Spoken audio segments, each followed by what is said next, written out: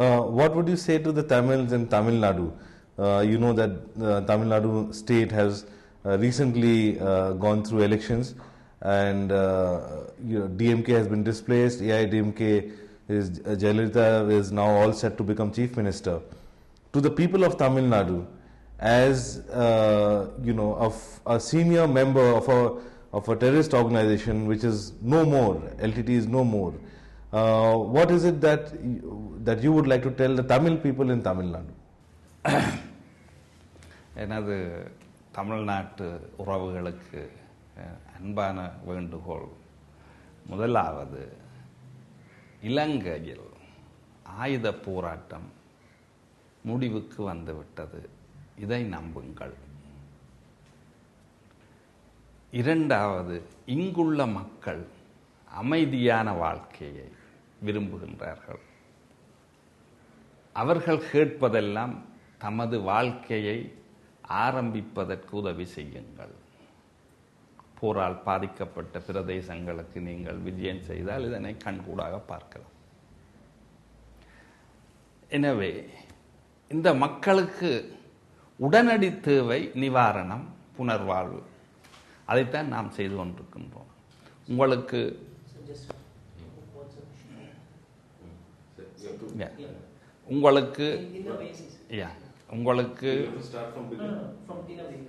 உங்களுக்கு இந்த மக்களுக்கு உதவி செய்ய விரும்பினால் தயவு செய்து உதவுங்கள். அவர்களை வாழ வைப்பதற்கு தேவையான நிவாரணப் பொருட்களை வழங்குங்கள். இந்த மக்களை திரும்ப திரும்ப ஆயுத போராட்டம் இந்த வட்டத்திற்குள் தள்ளாதீர்கள், அல்லது அதற்குரிய உந்துகோலை கொடுக்காதீர்கள். நாங்கள் போரினால் விழுந்து கிடக்கின்றோம், புதைகுழிக்குள் எழுந்து நடந்தாக வேண்டும். பெண் பிள்ளைகள் கால் இல்லாமல், கையில்லாமல், கண்ணில்லாமல் இருக்கின்றார்கள். பெற்றோர்கள், முதியோர்கள், மாவீரர் குடும்பங்கள் எத்தனையோ தெருவில் நிற்கின்றன. இதுதான் உண்மை. நான் அவர்களை வாழ வைத்தாக வேண்டும். தயவு செய்து இந்த மக்களை வாழ விடுங்கள். முதலாவது. இரண்டாவது, அண்மையில் நடந்த தேர்தல் முடிவுகள் ஒன்றை மிகவும் தெளிவாக விளக்குகின்றது. புலிகளுக்கு ஆதரவான சக்திகளை மக்கள் நிராகரித்திருக்கின்றார்கள். கனிமொழி புலிகளின் தீவிரவான ஆதரவாளர், கருணாநிதி புலிகளின் தீவிரவான ஆதரவாளர், வைகோ இந்த தேர்தலில் இருந்தே ஒதுங்கி விட்டார். அவருக்கு தெரியும் இந்த தேர்தலில் போட்டியிட்டால் அவருக்கு என்ன முடிவு வரும் என்று. அவர் புத்திசாலித்தனமாக தேர்தலில் இருந்தே ஒதுங்கி விட்டார். பாட்டாளி மக்கள் கட்சிக்கு கிடைத்தது 2, 3, 5 இந்த தேர்தல் முடிவுகளை வைத்து பார்க்கும்போது தமிழக மக்கள் நல்ல பதில் ஒன்றை கொடுக்கின்றார்கள். அதாவது புலிகள் இயக்கம் இங்கு முடிவுக்கு வந்துவிட்டது, திரும்ப திரும்ப பொய்யை சொல்லாதீர்கள், அவர்களை வாழ விடுங்கள் என்றதை அந்த மக்களும் ஏற்றுக்கொண்டிருக்கின்றார்கள். இதுதான் உண்மை. திரு செல்வி ஜெயலலிதா அவர்கள் திரும்பவும் தமிழ்நாட்டின் முதலமைச்சர்களாக வந்திருக்கின்றார். எனது வாழ்த்துக்கள் உரித்தாகட்டும். மிகவும் புத்திசாலித்தனமான ஒரு படித்த பெண்மணி. அவர் தனது முடிவுகளை, தனது முயற்சிகளை ஒரு பாசிட்டிவ் அப்ரோச் முறையில் எடுக்க வேண்டும் என்று அவர்களை வேண்டுகின்றேன். இந்த நாட்டு மக்கள், இங்கிருக்கும் ஈழத்தமிழ் மக்கள் உங்களிடம் கேட்பது சமாதானம், நிம்மதியான வாழ்க்கை, மனுஷராக வாழ வைப்பதற்கு உதவுங்கள். இதை முதலில் செய்துவிட்டு, அதாவது முதல் உதவி, இதைத்தான் முதலில் எதிர்பார்க்கின்றார்கள். So before LTT's terror infrastructure was destroyed in the war, before that, when LTT was a functioning terror organization, at that time, was Jayalalitha in the hit list of your organization? திரு செல்வி ஜெயலலிதா அவர்கள் நீண்ட காலமாக புலிகளுக்கு எதிராக இருந்தவர்கள். அவர்கள் புலிகளை தமிழ்நாட்டில் தடை செய்து புலிகளுக்கு எதிராக கடும் நடவடிக்கை எடுத்தவர்கள். இந்த நிலையில் புலிகளால் தனக்கு கண்டிப்பாக ஆபத்து நேரும் என்று அவர் எதிர்பார்த்ததில் எந்தவித தப்பும் இல்லை. ஆனபடியால் அது சில சமயம் எனக்கு அவர்களுக்கு அப்படி ஒரு நோக்கம் இருந்ததோ இல்லையோ, ஆனால் அப்படி அவர்கள்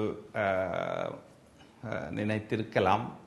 ஆனால் அது அவர்கள் திரு ஜெயலலிதாவில் அவர்கள் மிகவும் சாதுரியமான புத்திசாலித்தனமான பெண்மணி. எனவே அவர்கள் அதுக்குரிய பாதுகாப்பு நடவடிக்கை எடுத்திருப்பார்கள். Can you, in little bit of detail, explain how some politicians in Tamil Nadu, and if you can name them, how over the years they were supporting the LTT and in what manner? ஒன்று அடிப்படை உண்மை. நீங்கள் தமிழ்நாட்டு அரசியலை சற்று வரலாற்றை பின்னோக்கி பார்க்க வேண்டும். அதாவது பெரியார், தந்தை பெரியார் பிராமணத்துக்கு எதிராக தொடுத்த போர், திராவிட நாடுகள் தனியாக பிரிய வேணும் என்று சொல்லி அவர் கொடுத்த போர். இந்த போரில் சம்பந்தப்பட்டவர்கள், இந்த இயக்கத்தில் சம்பந்தப்பட்டவர்கள் இன்னும் தமிழ்நாட்டில் இருக்கின்றார்கள். அவருடைய வாரிசுதான் கலைஞர் கருணாநிதி, வீரமணி போன்றவர்கள். இவர்களை பொறுத்தவரையில் அது அவர்களுடைய அந்த கனவு நிறைவேறவில்லை, தோற்று போன கனவு. பெரியார் ஆரம்பித்த இந்த திராவிட இயக்கம் தோற்று போய்விட்டது, அது நிறைவேறாமலே போய்விட்டது அந்த கனவு. எனவே அந்த திராவிட கொள்கையை, அந்த திராவிட இயக்கத்தை, அதனை பிரபாகரனுக்கு ஊட்டி திரு வீரமணி, திரு வைகோ, திரு ராமச்சந்திரன், ராமகிருஷ்ணன், இப்படி சில திராவிட தீவிரவாளர்கள் பிரபாகரனின் மூளையில் ஊட்டி ஒரு பிராமணத்துக்கு எதிரான ஒரு பிரபாகரனை மாற்றிவிட்டார்கள். எனவே இந்த நிலையில் இவர்கள் ஒரு பக்கம், அடுத்தது உண்மையில் திரு வைகோ, திரு கோபால்சாமி, அவருடைய பிரச்சனை, அவர் கருணாநிதிக்கு அடுத்தது தான் திமுக தலைவராக வர வேண்டும் என்ற கனவு. அந்த கனவு திரு ஸ்டாலினால் உடைக்கப்பட்டு விட்டது. எனவே திமுகவில் இருந்து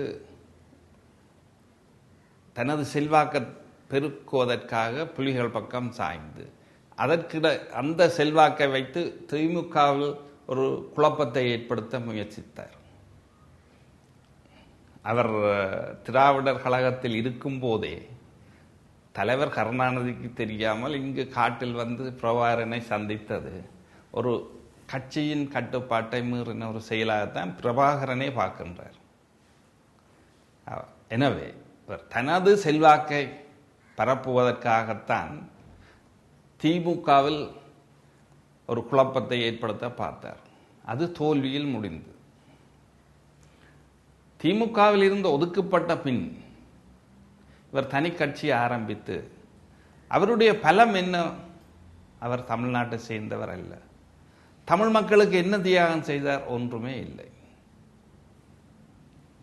எனவே அவருக்கு இருக்கிற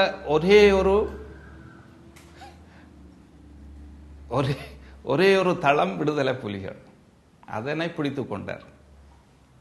எனவே விடுதலை புலிகள் என்ற தளத்தில் இருந்துதான் அவருடைய அரசியல் அங்கே நடக்கின்றது. விடுதலை புலிகள் இல்லை. அவர் அவர் 2 நாடகம் ஆடுகின்றார். அறைக்கில் யாராவது கதைத்தால் பிரபாகரன் செத்த உடனே அழுகின்றார். வெளியில் இல்லை பிரபாகரன் வருவார் என்றார். இது ஒரு இட்ஸ் அது ஒரு கொஞ்சம் கூடத்தான் அது. அப்படி media reports now say that that she has apparently said that Jayalalitha has said that she will start inquiries against alleged corruption indulged by members of the DMK political party, especially the Karunanidhi clan. Do you think that she should also institute an inquiry to find out why politicians in Tamil Nadu were funding and encouraging violence in Sri Lanka and encouraging leading Tamils in Sri Lanka in the wrong way? Do you think some inquiry like that should also happen?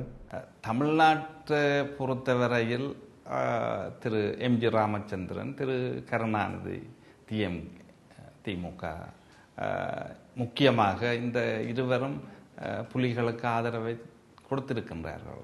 எனவே இதில் ஜெயலலிதா சம்பந்தப்படவில்லை, ஆனால் MG Ramachandran சம்பந்தப்பட்டிருக்கின்றார். எனவே கருணாநிதியை மட்டும் இதில் அவர் ஒரு விசாரணைக்கு உட்படுத்துவாரா என்பது ஒரு கேள்விக்குறியாகத்தான்.